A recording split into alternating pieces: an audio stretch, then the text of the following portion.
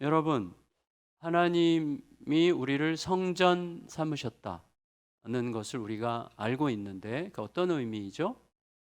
하나님께서 우리를 성전, 하나님의 영이 거하는 집으로 우리를 부르셨다는 것은 어떤 의미죠?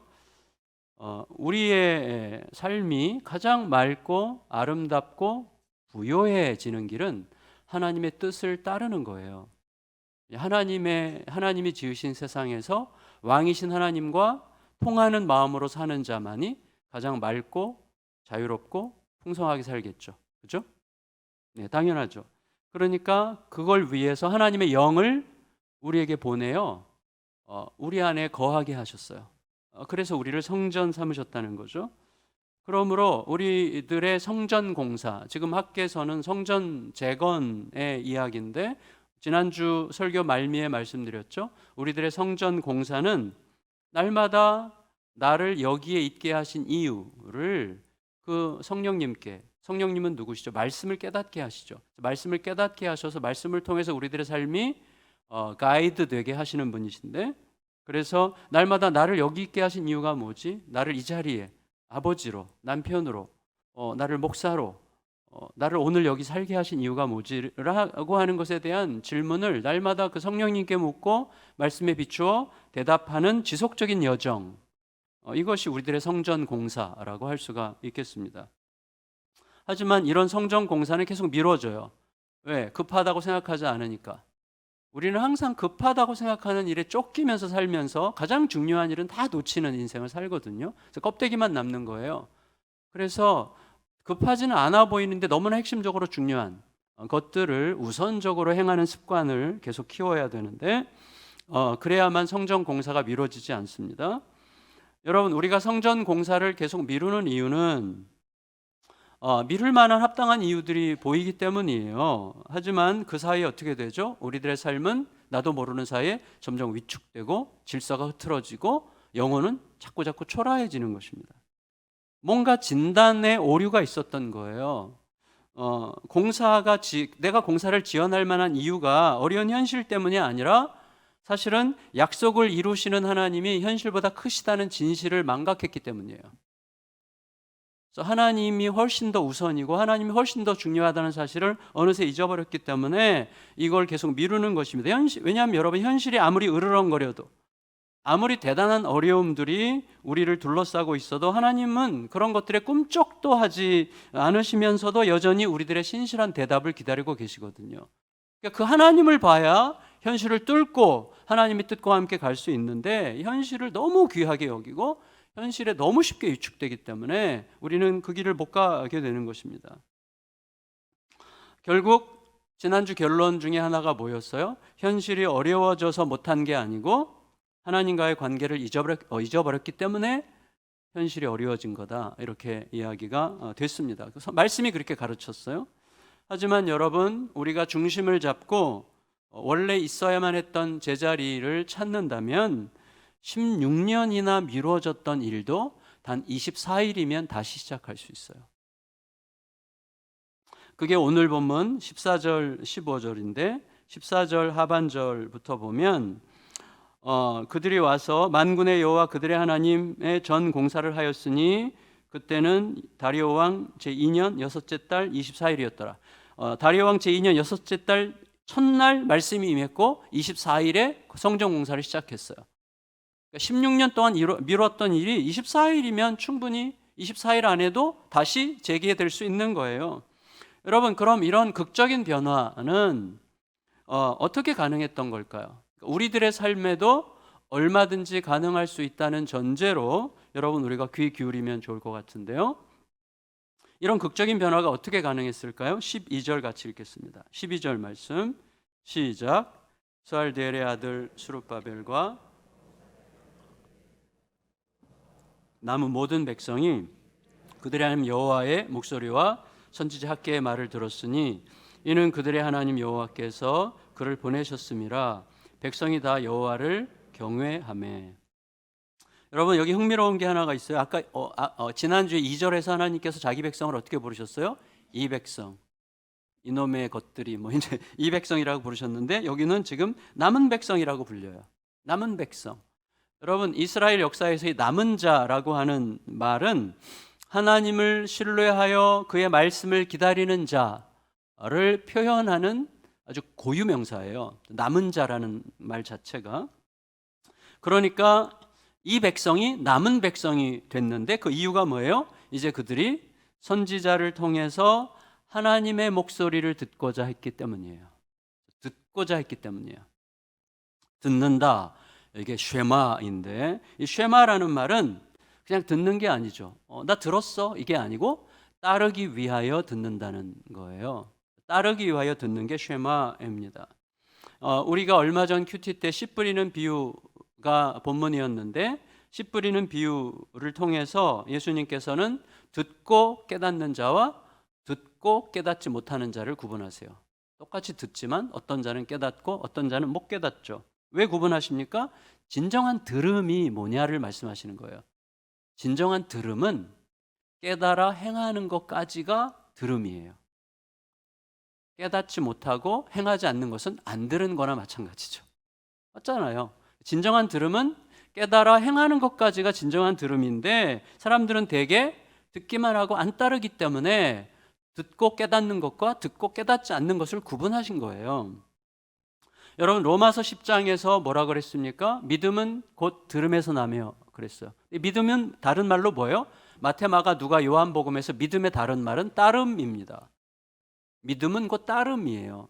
그러니까 믿음은 곧 들음에서 난다는 말은 뭐예요? 들음에 이미 믿음, 곧 따름이 포함되어 있다는 것입니다. 우리들의 변화가 더딘 이유는 간단해요. 듣고 나서 딴짓하는 거예요. 듣고 나서 딴짓하는 일을 반복하기 때문에 변화가 없는 거예요. 듣고 나서 여전히 자기 생각대로 사는 거예요. 절대 변하지 않습니다. 그럼 여러분, 들으려는 마음은 언제 가능해지죠? 마음이 가난해졌을 때예요. 그러니까 안 듣는다는 건 무슨 뜻이죠? 마음이 스스로 부자일 때예요. 스스로 부자라는 말은 뭐죠? 내가 옳아. 난 내 생각대로 할 거야. 왜? 내 생각이 옳으니까. 이렇게 생각하는 게 마음이 스스로 부자가 된 건데, 그러면 안 듣습니다. 여러분, 심령이 가난해져야 들려요. 내가 옳다고 확신할 때, 스스로 배부를 때는 귀가 닫혀요. 듣는 것 같아도 안 듣고, 듣는다고 하면서도 안 따릅니다. 하지만 내가 옳다고 주장했던 나의 주장이 얼마나 뻔뻔했던 건지가 드러나고, 스스로 만족했던 게 얼마나 초라하고 부끄러운 짓이었는가 하는 게 드러나게 될 때, 우리는 그때 겸손의 귀가 열립니다. 우리가 다 그래요. 우리들은요, 이렇게 말해요. 가끔씩. 진짜 제대로 듣는 인간들이 없어. 세상에는 진짜 제대로 듣는 인간들은 없어. 라고 말하면서 자기는 거기서 제외시킬 만큼 안 들어요. 나는 아니라고 생각할 만큼 우리는 안 듣는 자들이에요. 자기가 옳다고 전제하는 힘이 너무 강합니다. 물론 저도 그래요. 그래서 늘 하나님 앞에 엎드리고 나를 상대화시키고 내가 하나님의 말씀 앞에서 내가 언제든지 틀릴 수 있다는 사실을 항상 인정하려고 애를 써야죠. 여러분, 그래서 내 전제를 포기할 마음이 전혀 없기 때문에 입으로는 알겠다 그리고 막 고개는 까딱까딱 이렇게 하면서 막 기꺼이 대답하면서도 결과를 보면 안 들은 게 분명해. 결과를 보면 안 들었기 때문에 그렇게 하는 거예요. 제대로 안 들어요. 자기 식대로 들었거나 안 듣는 거예요. 여러분, 그게 뭐냐면 스스로 배가 불러가지고 하나님께 귀를 기울이지 않다가 바벨론 포로로 사로잡혀 갔었던 바벨론 포로 이전의 이스라엘 백성들의 특징이었어요. 그게 안 듣는다 이들이 도대체. 이게 하나님의 한탄이었단 말이죠. 그런데 이제 백성들의 마음이 좀 가난해졌어요.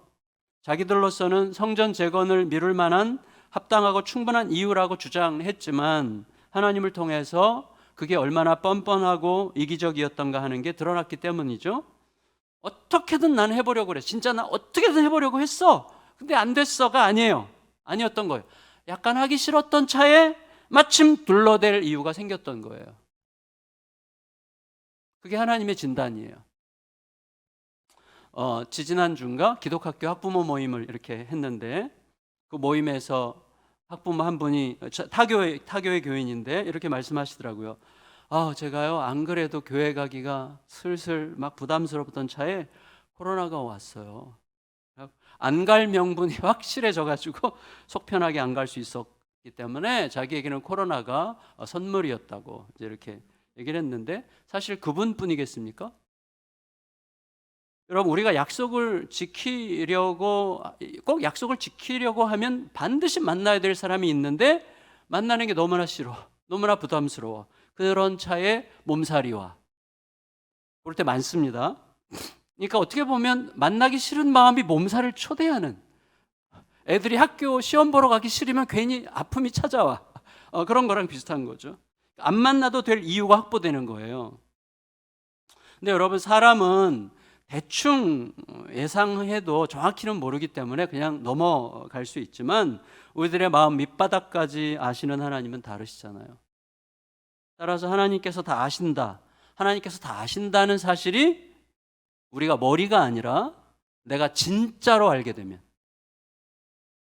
하나님이 내 마음 밑바닥까지 다 아신다는 사실을 내가 진짜로 알게 되면, 그게 확실해지게 되면 그때가 바로 가난한 심령이 되어 듣기 시작할 때가 되는 거예요. 그래서 심령이 가난해질 때 듣기 시작하게 되는 것입니다. 그러면 여러분, 듣는 마음을 가능하게 하는 이 가난한 심령은 어떻게 형성될까요? 꼭 어려움이 와야만 됩니까? 나의 모자람이 고발되어야만 합니까? 꼭 그럴 필요는 없겠죠. 듣는 마음을 가능하게 하는 가난한 심령은 어떻게 형성될까요? 여러분, 전에 설교 시간에도 말씀드리고 그 이후에도 한번 말씀드렸던 기억이 나는데, 열왕기상 3장에 보면 솔로몬에게 하나님께서 야, 너 원하는 거 말해봐, 내가 다 해줄게, 이런 식으로 솔로몬에게 말씀하시죠. 이 하나님의 파격적인 제안을 들었을 때 솔로몬이 구한 건 뭐였어요? 듣는 마음이었어요. 어떻게 그런 듣는 마음을 구할 수 있었을까요? 하나님, 듣는 마음을 주옵소서, 이렇게 기도했어요. 근데 솔로몬의 이 기도가, 듣는 마음을 구하는 솔로몬의 기도가 얼마나 하나님의 마음이 들었던지 너무너무 기뻐하시면서 야, 이거 내 마음에 너무 든다, 그래서 너가 구하지 않은 부귀영화도 주겠다라고 약속하세요. 그러니까 부귀영화는 구할 필요가 없는 거예요. 뭐 구하면 돼요?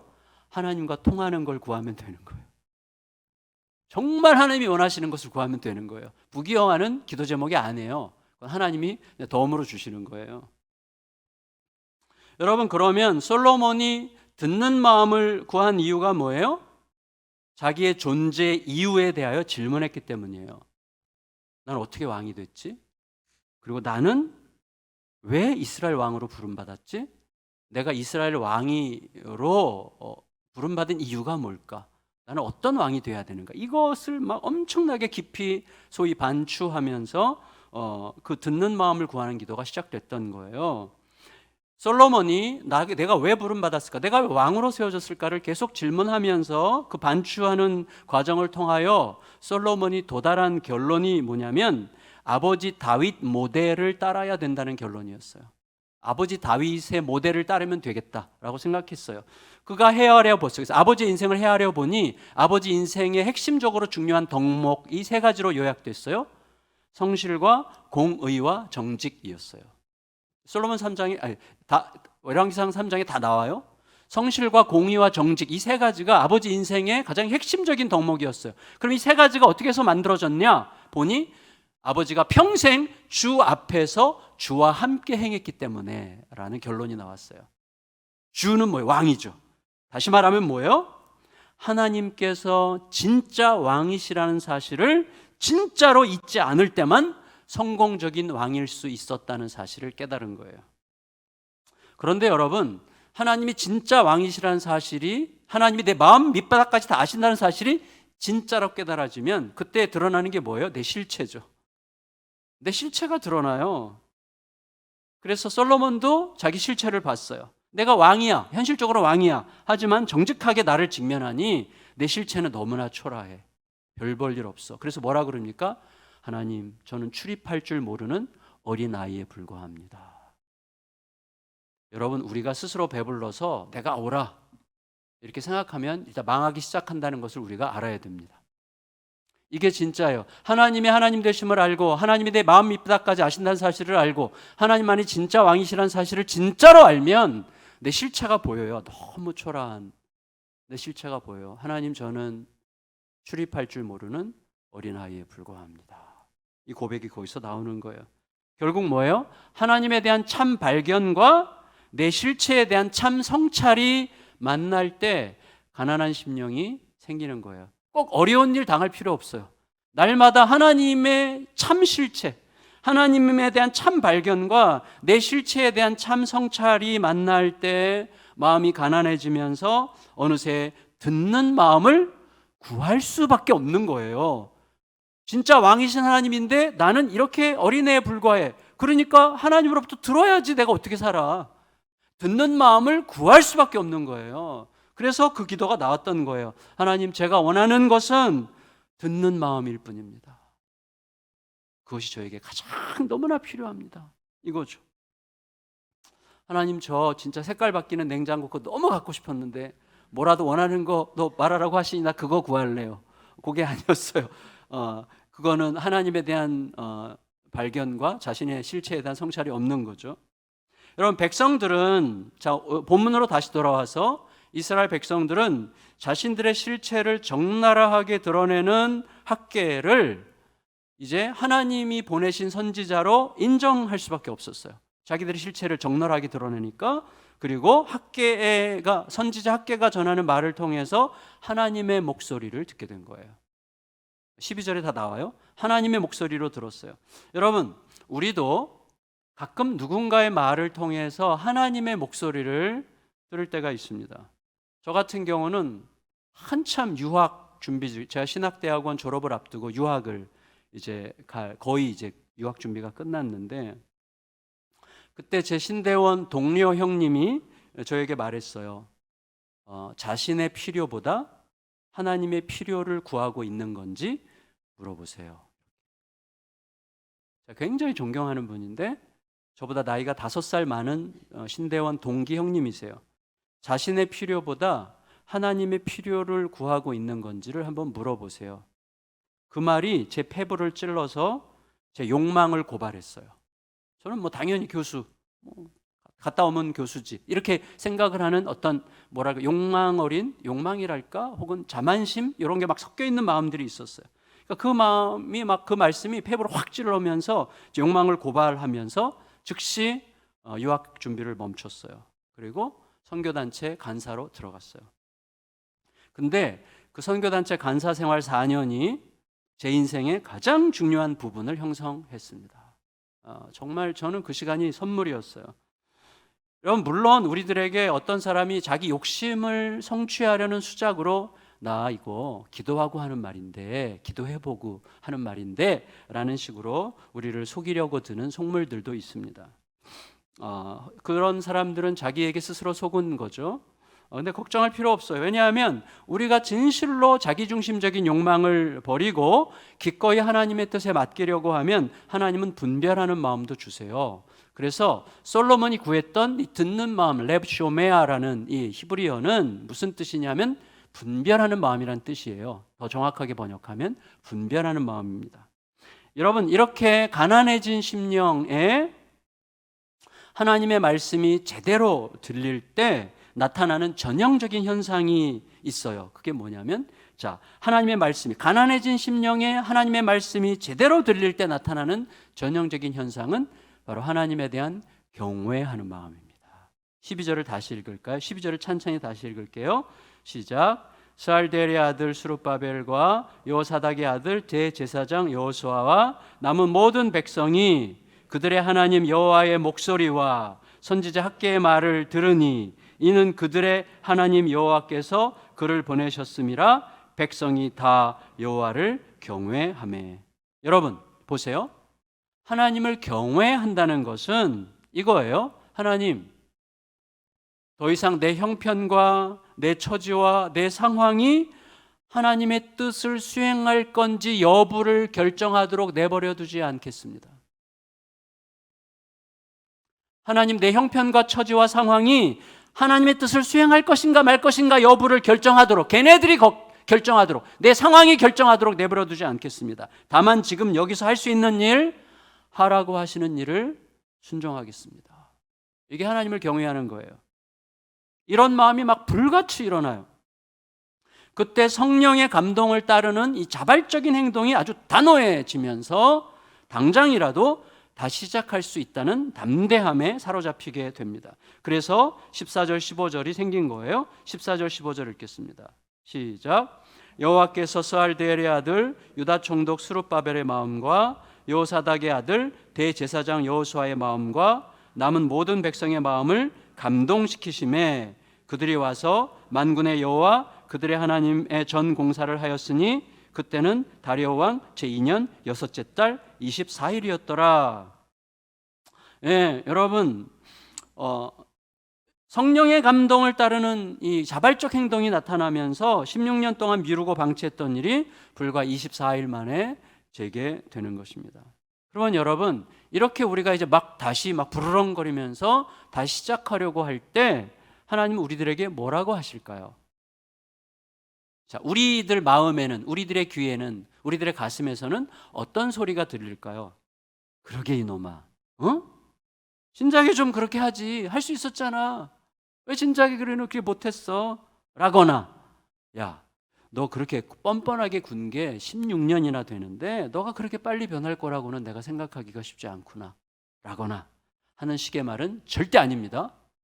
이런 식의 말이 들린다면 그건 하나님이 주시는 말이 아닐 가능성이 굉장히 많습니다. 그건 뭐가 하는 말이에요? 여전히 종교와 율법에 매여 있는 우리들의 두려움이 자기 자신에게 그렇게 말하는 거예요. 하나님은 그렇게 말씀하시지 않아요. 왜냐하면 여러분 그런 식의 말이 우리에게 들린다면 우리는 또다시 이렇게 생각하는 거예요. 이제는 어떻게든 잘해야지. 이제 어떻게든 잘해서 욕먹지 말아야지. 죽어라고 헌신해가지고 이제는 하나님한테 칭찬받아야지. 이런 지키지도 못할 약속을, 이거 못 지킵니다. 지키지도 못할 약속을 다시 자기 자신에게 충동적으로 하게 될 거예요. 그러니까 그때 이놈아 좀 제대로 해야지 이런 식의 음성이 들린다면 그건 복음의 초청이 아니에요. 내가 율법에 쩌들어가지고 내가 스스로 만든 말을 자신이 스스로 듣고 있는 셈일 수도 있어요. 하나님은 항상 우리에게 꼭 기억해 주세요. 하나님은 항상 우리를 어떤 과업과 책임으로 부르시는 분이 아니라 사랑의 관계로 초대하시는 분이십니다. 그래서 하나님이 이렇게 말씀하세요. 13절 읽겠습니다. 13절 시작. 그때 여호와의 사자 학개가 여호와의 위임을 받아 백성에게 말하여 이르되 여호와가 말하노니 내가 너희와 함께하노라 하니라. 여러분 보세요. 이 말씀은 어디 나와요? 어디? 이스라엘 백성들이 성전 재건을 시작하기 전에 나와요. 그게 중요해요. 이스라엘 백성들이 어떤 순종의 행동을 하는 걸 보고 그래 그러면 내가 함께 할게가 아니에요. 어떤 순종의 행위를 하기도 전에 하나님은 약속부터 하십니다. 니들이 하는 거 봐서 함께 할지 여부를 결정할 게가 아니라 너희가 어떻게 했든지 나는 계속 함께 해왔고 그리고 지금도 여전히 함께하고 있고 앞으로도 계속 함께 할 거야. 그러니까 이 엄연한 진실 위에서 영원히 나와 함께할 사랑과 신뢰의 관계 속에서 사는 법을 계속 배우기를 바란다. 이런 말씀입니다. 우리를 복음으로 초대하시는 거예요. 복음으로. 여러분 결국 에스라서 6장에 보면 성전 공사는 이때로부터 4년 후에 끝이 나요. 4년 만에 스룹바벨 성전이 완공됩니다. 16년이나 미룰 이유가 없었던 거예요. 그러니까 현실보다 하나님께 질문하면서 진행했더라면 얼마든지 됐었을 일이었던 거예요. 제가 생각해 봤어요. 나의 경우에는 그렇게 오랫도록 캐캐 묵었던 문제들이 어떻게 해결이 됐을까? 저에게는요, 오랜 시간 동안 내가 목회를 계속 할 자격이 있나? 내가 목회를 계속 해도 되나? 이런 고민을 하게 만들었던 오래 묵은 세 문제가 딱 세 가지예요. 딱은 이보다 더 있을 텐데 또 세 가지가 두드러졌는데 하나는 잔머리, 두 번째는 용서, 세 번째는 딸이었어요. 저는 진짜 머리가 진짜 좋거든요. 잔머리가 잔머리 확 돌아갑니다. 확. 그래서 늘 머리로 해도 웬만큼 돼. 그러니까 하나님의 힘이 아니어도 되는 이 저주가 있는 거예요. 이게 이 잔머리 이것 때문에 엄청 고민을 많이 했고, 난 믿음으로 살고 싶은데 왜 잔머리로 살까? 이거. 두 번째, 왜 아버지를 용서하지 못하는 마음. 모든 설교는 용서와 연관이 되는데 아버지를 아직도 용서하지 못한 채 어떻게 내가 계속 목회를 할 수 있을까? 세 번째, 둘째 딸을 이렇게 사랑하지 않으면서 어떻게 목회를 계속하는 게 가능할까? 이 세 가지 질문 엄청나게 했는데 잔머리 문제는 2000년에 아버지 용서 문제는 2004년에, 둘째 딸 문제는 2006년에 넘어가게 해주셨어요. 이 문제들이 해결된 후에야 2009년에 개척이 가능해졌는데, 근데 세 가지 이 문제 해결 과정에 두 가지 공통점이 있어요. 두 가지 공통점. 하나는 뭐냐면, 나보다 훨씬 크신 하나님을 온몸의 세포로 깨닫는 각성이에요. 나 알아, 이게 아니라 온몸이 깨닫는 거예요. 온몸의 세포가 깨달아. 거기에 나를 완전히 던지고 싶은 막 이런 게 생기는 거예요. 하나님이 나보다 훨씬 더 오르시고 신실하시다는 사실이 온몸의 세포로 각성되는 그런 각성이 있었고, 두 번째는 내 몸을 던지는 순종. 그래, 나 죽으면 죽으리라, 뭐 이런 식의, 괜찮아, 상관없어, 뭐 자존심 따위 죽어도 상관없어, 뭐 이런 식의 마음으로 그냥 괜찮다는, 내 몸을 던지는 순종을 가능하게 하는 감동이 나를 사로잡는 거예요.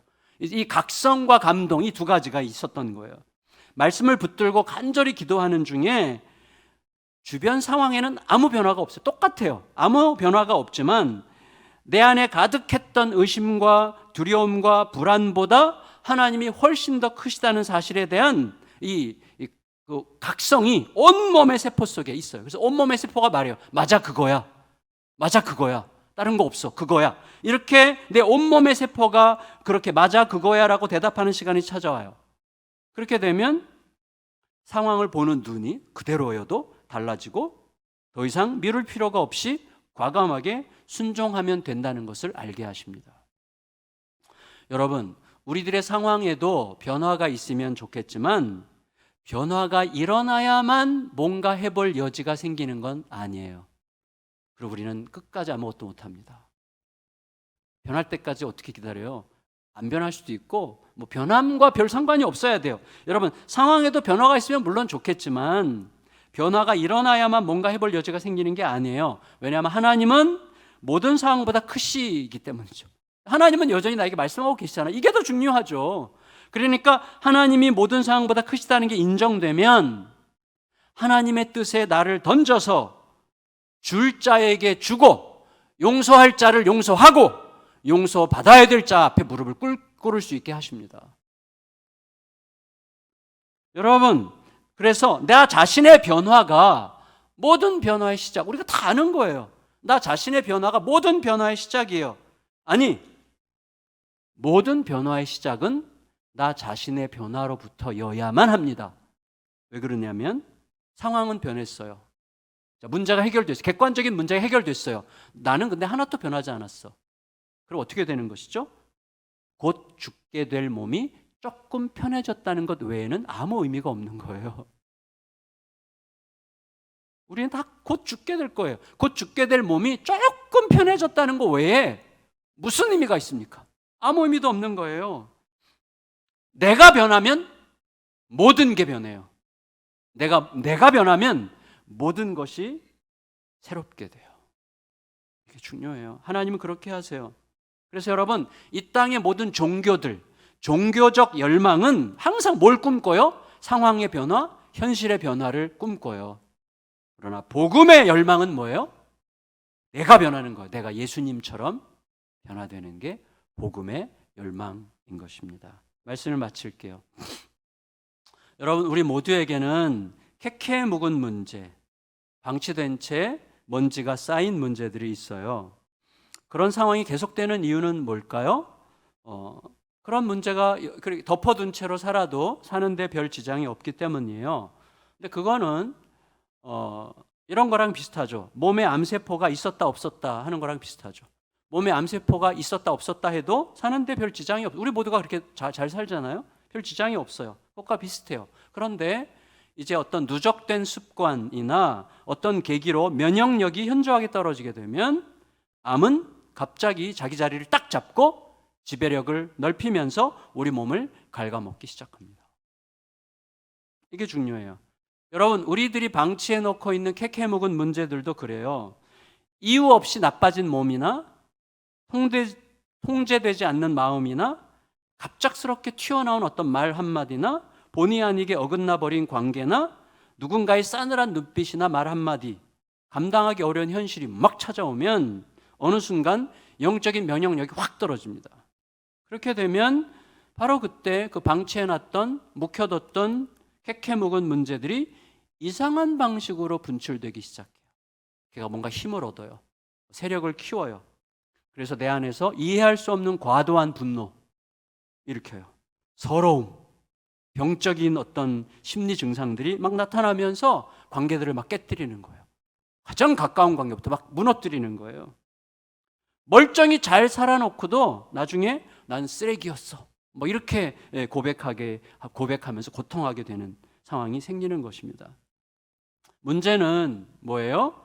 그 모든 혼란스러운 상태, 억울한 감정, 서러운 감정, 불안, 의심, 막연한 두려움들이 내 머리를 꽉 채운 채 꿈쩍도 하지 않는데 문제가 있어요. 자, 저도 마찬가지인데 그럼 이 문제를 하나님은 저의 경우 어떻게 해결하시는지를 말씀드릴게요. 아무리 용서도 소용이 없습니다. 그래서 꽉 차 있어요. 자나깨나 떠날 생각이 없어. 여기에 그냥 아주 그냥 새를 놓은 게 아니라 집을 사버렸어. 막 여기를 막 꽉 채우고 있어요. 여러분 꼭 기억해야 됩니다. 흐려진 개울물은 휘저을수록 더 흐려질 뿐입니다. 여기서 해결하려고 막 여기 굴려봤자 소용없어요. 더 복잡해져요. 더 흐려져요. 새 물이 흘러 들어오도록 가만히 기다리면 서서히 맑아져요. 마찬가지로 우리들의 머리와 가슴에 하나님의 말씀이 서서히 자꾸 들어와야 돼요. 그러면 어떻게 해야 됩니까? 먼저 인정해야 됩니다. 내가 살아가는 현실과 상황이 이렇듯 복잡하고 애매한 게 당연하다는 사실을 인정해야 돼요. 당연해. 내가 연약함 투성이고 세상은 이렇고 사람들은 다 생각이 다르고 하니까 어쩔 수 없어. 이건 당연한 거. 하나님께서 여기 살라고 허락하신 거야. 당연해. 이 당연한 현실, 애매하고 혼란스럽고 애매모호한 현실이 당연하다는 것을 빨리 인정하는 게 중요해요. 인정하게 하세요. 어느 순간이 되면 내가 할 수 없다는 사실을 인정하게 됩니다. 그리고 내가 스스로 하고자 했던 시도들이 얼마나 무능했던가 하는 사실도 인정하게 됩니다. 그때 어떻게 되죠? 마음이 가난해져요. 이게 중요해요. 내 실체를 알고 하나님만이 하실 수 있고 내 실체는 이렇다는 것을 알게 될 때 마음이 가난해져요. 그러면 가난해진 마음으로 말씀이 조금씩 더 잘 들어오기 시작해요. 말씀이 들어와요. 조금씩 들어오기 시작해요. 그 과정에서 어떤 확신이 생기냐면 이전에도 우리가 알고 있기는 했지만 무료한 혹은 너무 상투적인 막연한 교리적 지식에 불과했던 것들이 이제 완전히 새로운 확신으로 나를 채우기 시작해요. 이게 이전에도 알았던 건데 이전에는 마치 몰랐던 것처럼 새롭게 내 안에 확신으로 들어와요. 이전에는 그냥 교리에 불과했어. 그냥 무료한 지식에 불과했어. 근데 그게 막 나를 채워요. 하나님이 오르시다. 이게 막 몸이 막 반응을 해. 하나님이 오르시지. 여기에 막 기쁨이 생겨. 하나님이 오르시다. 오르신 하나님은 끝까지 신실하시다. 막 이게 막 너무 행복해. 막 너무 감사하고 막 기뻐요. 그분이 나를 아신다. 그분이 내 상황을 아신다. 목숨을 걸고 나를 사랑하신 예수님은 이미 다 이루었다라고 선언하셨다는 사실이 내 속에 확 들어오는 거예요. 이미 다 이루어진 거야. 승리는 이미 정해진 거야. 이게 막 내 현실이 돼요. 그리고 그 예수님은 나의 내일을 아시면서 오늘 나를 인도하시기 때문에 내일을 염려하지 말라고 하신 거야. 그분은 우리의 의지에게 호소한 게 아니라 당신의 약속에게 호소하신 거야. 나의 내일을 알고 내가 오늘 너에게 말하는 거니까 내일 일 걱정하지 않아도 돼. 너는 오늘 내 말만 들으면 되는 거야 라고 말씀하시는 거예요. 우리들의 의지로 순종해야 될 말씀이 아니에요. 내일 일을 하지 않을 수가 없어요. 내일 일을 염려하지 말라고 하신 이유는 우리의 의지에게 말씀하신 게 아니라 당신의 약속에게 말씀하신 거예요. 내가 내일 일을 다 아는 사람으로서, 아는 자로서 내가 오늘 너를 만나니까 나에게만 귀를 기울이라는 약속이었어요. 그게 막 내 안에 확 들어와요. 따라서 주님께 귀 기울여 오늘을 살기만 하면 되는 거구나. 이게 제 안에서 진짜가 돼요. 딱 그러면 된 거예요. 뭐가 딱 잡혀요. 그럼 어떻게 되냐면요, 진짜 물리적으로 경험이 되는데, 이런 확신들이 제 안에서 이렇게 쌓이는 동안에 하나님을 경외하는 마음이, 성령의 감동이 막 일어나요. 그렇게 되면 이 머리를 꽉 채웠던 그토록 혼란스러웠던 감정들, 억울하고 서럽고 힘들었던 감정들, 불안, 의심, 막연한 두려움들이 이렇게 내려와요. 마음 밑바닥 저 아래로 이렇게 내려가요. 그럼 어떻게 되죠? 머리는 시원해지고 마음은 단정해져요. 위대한 선물이 오는 거예요. 이제는 이 모든 복잡한 상황을 저 아래로 내려다보면서 이렇게 보여요, 얘네들이. 이렇게 내 마음의 마당에서 쟤네들끼리 놀고 있어. 제가 어떻게 해야 되는지 이렇게 하나님께서 알려주세요.